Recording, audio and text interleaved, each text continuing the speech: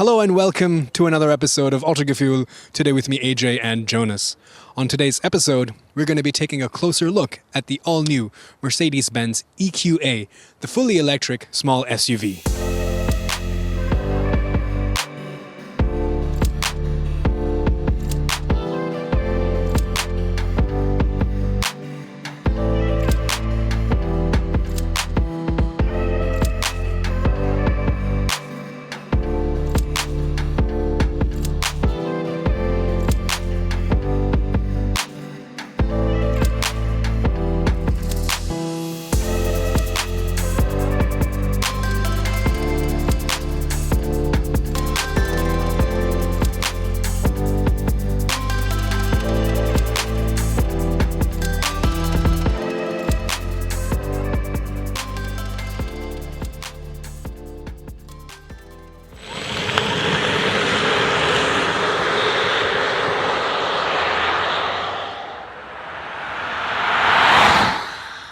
The front design of the EQA heavily resembles the GLA, of course, as it should.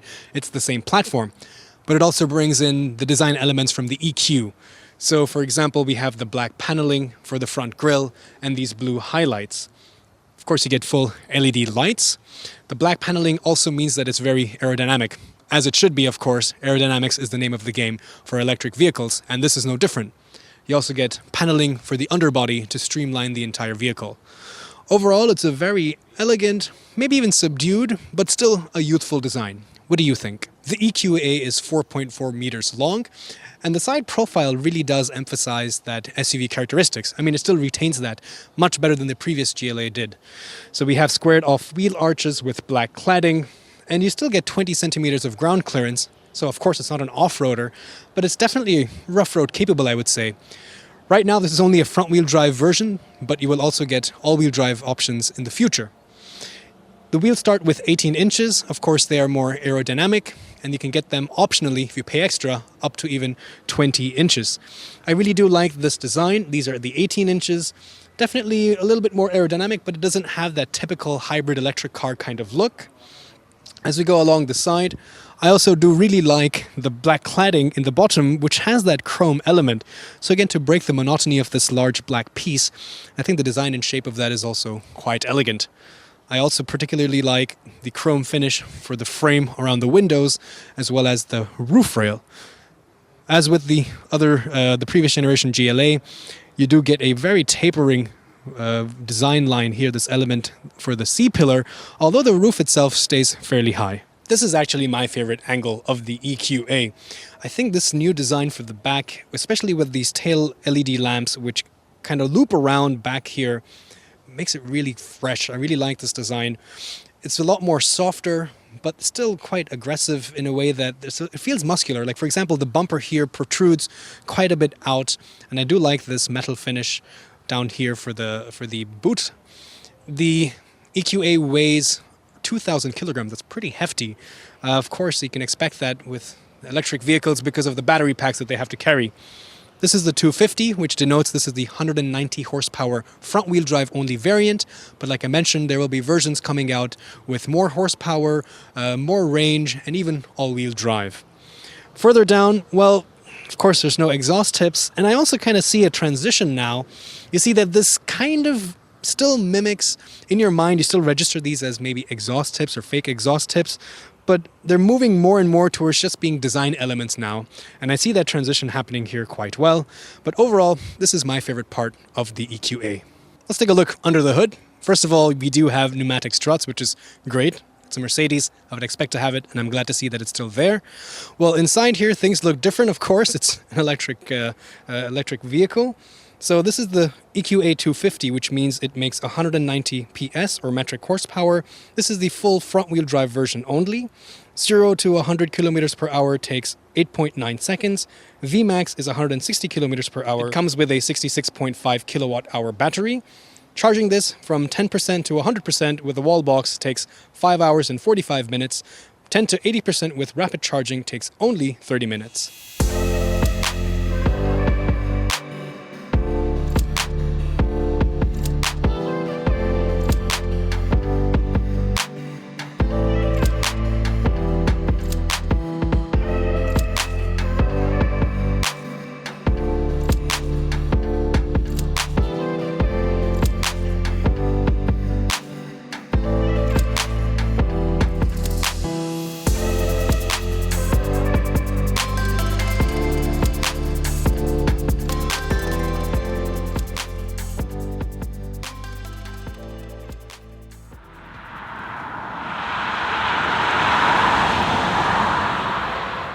Let's take a look at the key fob real quick. Lock, unlock, automatic tailgate, but I really like this sleek rose gold finish. It looks very fashionable. Anyway, keyless entry. Approach the car, put your hand on the door handle. It will unlock automatically. The wing mirrors extend. The door feels quite heavy, which is nice. Always, it's more psychological, you know, you feel like it's good quality when the doors are heavy. And it opens fairly wide, so ingress is very nice and easy. Inside, of course, more rose gold here on the vents and across the dashboard. Also, if we take a look at the seats real quick, there's more rose gold there. This version has manually adjusting seats, but a lot of adjustments nevertheless. If we take a look at the door, we can already talk a little bit about the materials that are being used. Soft touch on the top, very soft here. I do like this finish. I also like that it's not just one kind of a pattern. It's a gradient, so it starts off thinner and gets bigger. I like the chrome door handle. Feels pretty solid. Nice door pockets as well. And typical Mercedes switchgear. Let's sit inside. Very easy. Not much of a step up. Plenty of height. There's also a door handle for the driver, which is always great. Again, very nice interior. I like this new, very long twin display system. Nothing new for Mercedes, but it's good to see that. Steering wheel also very nice, reminiscent of the AMG steering wheels used to get before, but now this kind of a sporty steering wheel is available here as well. Plenty of headroom. There is no panoramic sunroof, and again, this tall body means that I have a lot of room. I do have ability to put the seat even higher, although personally I don't enjoy that. I always like to have a low seat, the lowest possible. But yeah, overall, very spacious on the inside. The steering wheel has a lot of different controls on it. On the left-hand side, you have the controls to actually navigate through the virtual cockpit. These are nice trackpads, so it's very easy to go through the options, and you get a little click sound to show you if you've made any, navigation. Assistant system controls over here. This is system control for the main menu, as well as your audio and telephone controls. In the back, you do have paddle shifters. Of course, this is electric, so what this really does is change the program for the regeneration or the recuperative braking system. Now, this virtual cockpit is highly customizable. At a very global level, you can change the overall look and feel, rather the style. So, for example, you can have sport, and now the colors and the graphics all change for this new style. But I personally prefer the progressive because I think it suits this EQ electric style a lot more. Animations are pretty nice, but regardless, even within this style now you have a lot of different options. You can choose what you want to see in the middle, for example your consumption or the speed. You swipe to the left on the steering wheel, you can change what you see here, maybe some audio or the speed. Similarly, you have different options for the right side. Of course, in my opinion, the most useful here would be the navigation. As we go further right from the steering wheel, there are 3 large turbine-like vents, rose gold, also with this ambient lighting, which really looks good because it reflects off of this shiny chrome ring. Glossy black, which I'm not the biggest fan of, but I like the overall look of it because there's soft touch textured plastics here. That pattern inlay that we saw on the door here, more ambient lighting, more rose gold. So overall, a very contemporary design. I also really appreciate the fact that there are actual physical buttons, toggle switches for the climate control, as you see here, 2 zones here in the front. And as we go further down, there's a tambour door, which slides to reveal a place to keep your phone, a USB-C port, and a couple beverage holders, which also have these adaptable kind of spring-loaded clamps to hold them in place. Also lined by the ambient lighting LED strips, glossy black as well. This is also a very useful feature. Of course, the main display is touchscreen, but you can control all the functions by sliding with this trackpad, pressing the home button, pressing the back button. So there's actual haptic controls that you can use on a trackpad rather than using the touchscreen.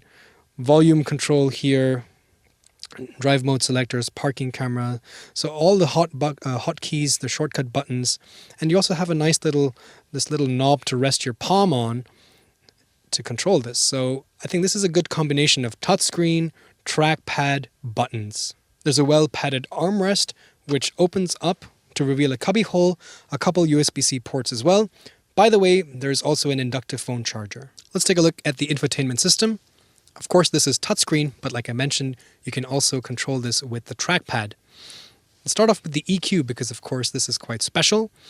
Now, you get access to the Mercedes-Me network of charging points, which has over 175,000 charging stations within Europe, so pretty useful. In fact, the navigation also has what's called as an electric intelligence system. Now, when you set a destination, it will look into perhaps where there would be charging stations available. If you need to stop to make a charge on the way, it will try to optimize that.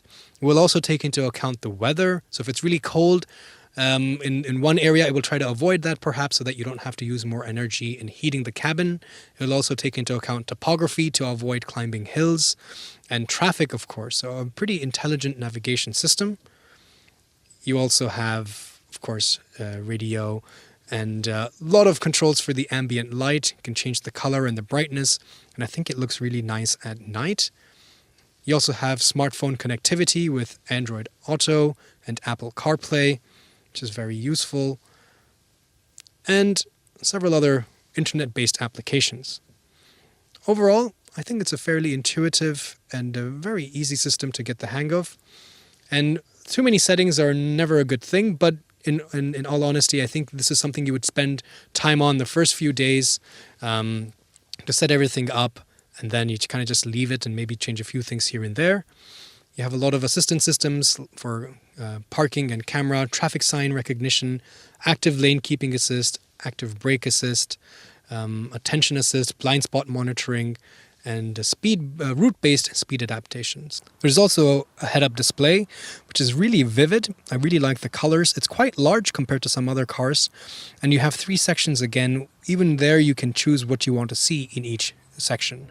Another thing I like about this navigation is this augmented display that shows you where you have to make the turn. Of course, this does mean that you have to look at the screen and not look at the road, but it's a nice feature to have. All right, let's take a look in the back seat.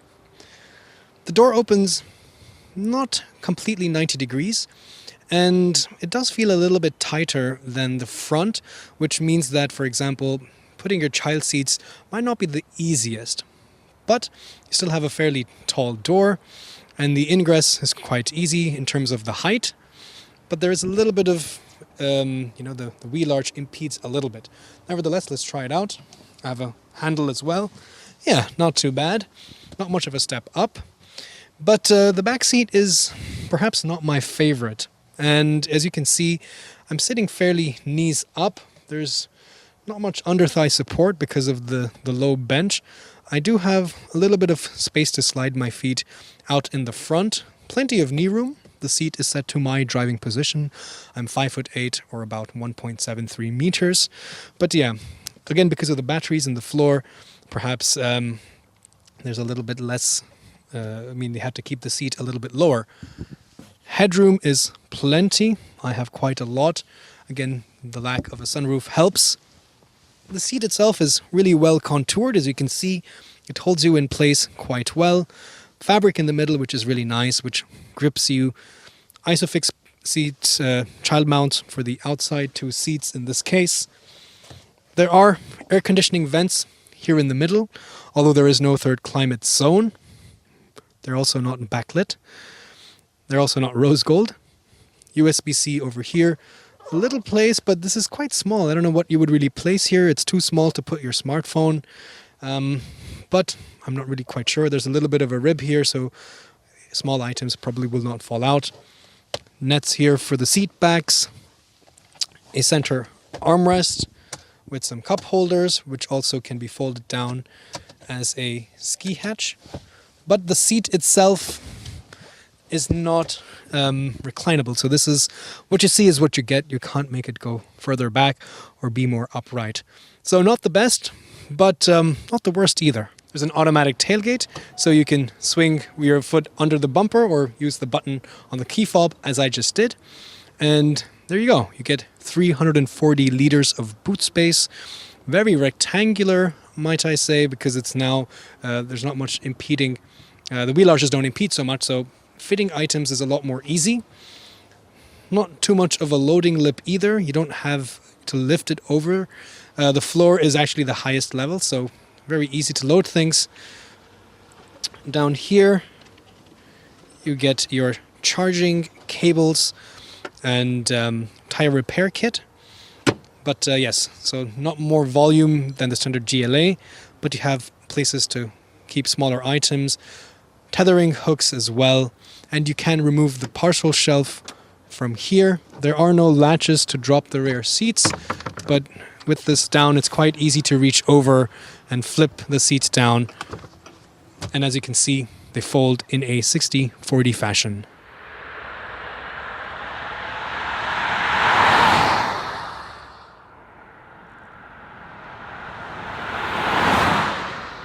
Let's talk about the EQA. We're starting our drive out here on the Autobahn, and let's first start off with the assistance systems. So this has the latest suite of the advanced driver assistance systems, and they work really well. So I've put the system in the automatic adaptive cruise control, along with the lane keeping assist, the active lane keeping assist, and as well as in conjunction with the traffic sign recognition. The car is pretty much driving itself right now. It's checking to make sure that there's plenty of space with the car in the front to be safe. It is ensuring that the car is in the middle of the lane. It's not reactive, so it's not, ping-ponging me between the lanes. It's keeping me in the middle. And it's also checking to see if this traffic, the speed limit changes. So if it's becoming, right now it's 120, if it changes to 100 or something like that, it will automatically adjust the speed set for the adaptive cruise control system. So very safe. This is a system that honestly I've grown accustomed to these days, and I think on the Autobahn it's really great because you're doing long hours. It gives you the ability to enjoy the surroundings, share a few laughs with your passengers, and be confident that there's a safety net for you to fall back on. Apart from the advanced driver assistance systems, what I really like is the head-up display. Now, head-up displays are really old news, but this is so vivid. It's actually quite large, but if you don't like a large head-up display, you can remove certain elements. But to be honest, it's about, in my line of sight, about 70% the size of the actual virtual cockpit here. And because they're all very brightly lit, very vivid colors, it's so easy to see. And I never have to take my eyes off the road for anything. And they're also very customizable views. So I'm actually really happy and quite surprised, pleasantly surprised with that. Nevertheless, you have a whole plethora of information here on your virtual cockpit, as well as here on the touchscreen infotainment system. So you have to make sure that it doesn't get too distracting. Now let's talk a little bit about comfort. The driving mode selector, by the way, is down here, and you have different driving modes. And right now, like I said, I'm in comfort because I think this is a good way to test the overall balanced characteristics of the car.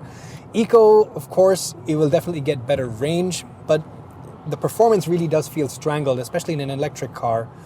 And Sport, on the other hand, will start depleting the battery too soon. So I think a balanced setting would be comfort. And again, because this is not the really powerful version, this is more of the every use case, the jack of all trades versions of the EQA. I think the comfort mode, from what I've been seeing so far, is the best suited for the personality of this car.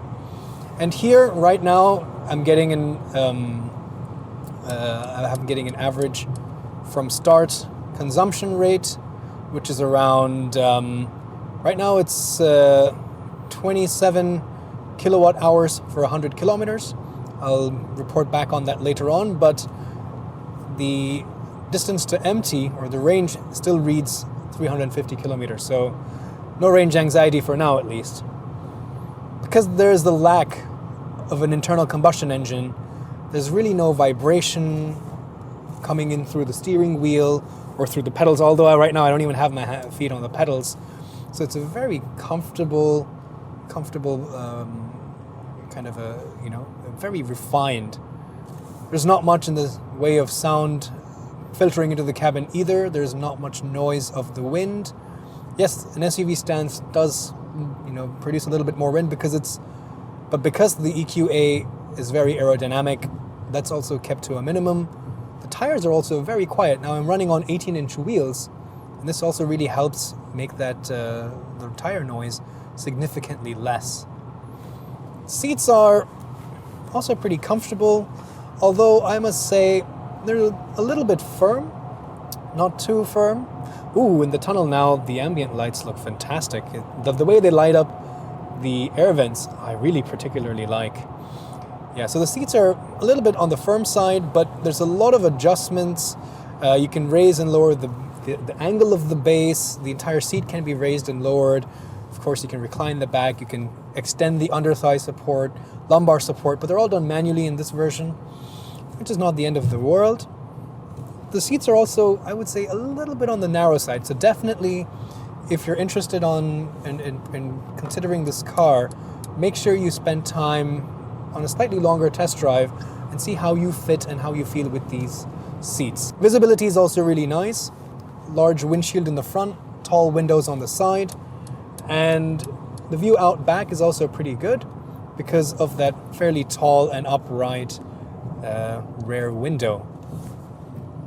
So if we were to talk about dynamics, of course, because of the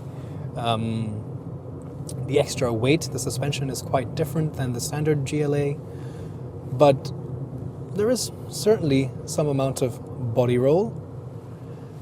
The steering is also not the most engaging. There's definitely a good amount of feedback, but it's a slightly slower rack, so you do have to spend a lot of effort steering it. It's not very progressive that way, so the rate of change doesn't increase with the more lock you provide. But what's really nice, and what we can talk about next, is the different modes for the regen braking. So with the paddle shifters, I can shift. There is 2 modes below the standard mode. So it says D, and then you can go to D minus or D minus minus. And in D minus minus, it's almost like a one pedal operation because there's a lot of regen braking. So for example, right now I'm at a traffic light, it turned green, I can accelerate. Again, really nice torque from that electric motor. Front wheel drive only, so of course you have to be a little bit more wary of torque steer and slip. But yes, the minute I release my foot from the accelerator pedal, there's a lot of braking. It's almost like I'm stamping on the brakes. And in this way, I can manage to come to a complete stop almost with just the accelerator pedal. So with just my right foot on the one pedal the whole time. So it takes a little bit of practice because you need to have a lot of finesse and control, and minute inputs, of course, can result in a lot of nodding back and forth. But once you get the hang of it, especially in the city, this really works wonders. It makes your life a lot easier because you don't really have to keep pressing the brake pedal. But I really do like this interior, and yeah, it might not be the most exciting car to drive. Even in the sport mode, there's still quite a bit of body roll. Steering weight definitely increases, but it's not necessarily, overtly exciting to drive. But I think the best application of this car is not as a sporty electric SUV. It's more for the everyday commute, driving in the city, commuting to office. Short stints on the Autobahn are totally fine. And you get the luxury of the Mercedes brand. You get this new design. You get this youthful look with these rose gold finish on the air vents, and you get an electric vehicle. So I think it's a pretty good option.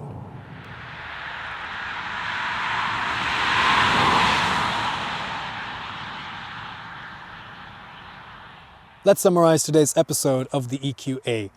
The version that we drove today is the EQA 250, and prices for this start at around 47,500 euros here in Germany. It's a little bit expensive when you compare it with its non-premium compact electric SUV competitors like the Kia e-Niro. But what are you getting for that money? Well, you're getting the Mercedes brand, you're getting this nice design, you're getting that lovely interior, and you're getting all of that technology. In the end of today's drive, we were seeing numbers around 20 kilowatt hours for 100 kilometers, which I think is respectable. Of course, there's a lot of variables that you have to consider. If you keep it in eco mode, drive it in the city, and if it's a little bit warmer and you don't need the air conditioning that much, then perhaps you'll see better numbers. So what did I like and what did I not like? I really like, again, the design. I like the interior space. It's very compact, very easy to maneuver in the city, really great turning circle, but at the same time, there's enough space. It's fun to drive without being sporty, but that's okay. If you want a sporty version, there's more coming out in the future, but 190 horsepower front-wheel drive is enough. Plus that electric motor gives you instant torque, so you get that little rush of adrenaline as well. What I didn't like so much are the back seats, to be honest. I think you're sitting very knees up and it doesn't feel that comfortable or luxurious. Of course, you have the battery pack in the bottom. So overall, I think it's a really good choice if you're willing to spend that much money. But don't forget, you will get quite a lot of rebates from the government for buying an electric car. So it might make sense. Plus, leasing as a company car is definitely a good idea. Let me know what you think. Put it down in the comments below. Thanks for watching, and I'll see you guys next time.